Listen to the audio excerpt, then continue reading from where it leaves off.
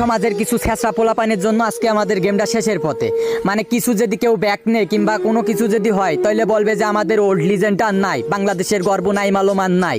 ভাই কোন কারণে নাই? বিটুকে বিএনএল আর নাই, মানে আমাদের মাঝে নাই। যে ওল্ড ক্রিয়েটর ছিল তারা নাই, সবাই গেম থেকে লিভ নেছে। কিসের জন্য লিভ নেছে জানিস? আগে যেখানে একটা গেম প্লে ক্রিয়েটরের ভিডিওতে ভিউ হতো 1 লাখ 2 লাখ 3 লাখ 1 মিলিয়ন করে ভিউ হতো, এখন 30কে 20কে 10কেও করে হয় না। কিসের জন্য হয় না জানিস? তোরা একটা মেয়ের আইডি পেলেস উড়াধুরা সাপোর্ট করিস, মানে সে মেয়ের মনে একবারে বউ ভাবিস নিজের, মানে মেয়েদেরকে পাইলে তোদের মাথায় আজ কাজ করে না। ভাই কিসের জন্য? যারা ভালো গেম প্লে করে তাদেরকে একটু সাপোর্ট কর, তাদের ভিডিও দেখ।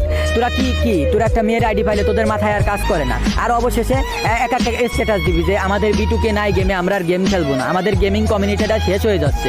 ভাই তোদের এই কারণেই তো গেমিং কমিউনিটি শেষ হয়ে যাচ্ছে। যার গেম প্লে নাই, টিকটকে 2 দিন হলো না একটা মেয়ে আইছে, তার গেম প্লে বলতে কিছু নাই, ইউএমপিতে যাতা মারে 6 দিনে 6000 ফলোয়ার্স বানাইছে। কেমনে কি একটা মেয়ের কেন তোরা এমন সাপোর্ট করতেছিস?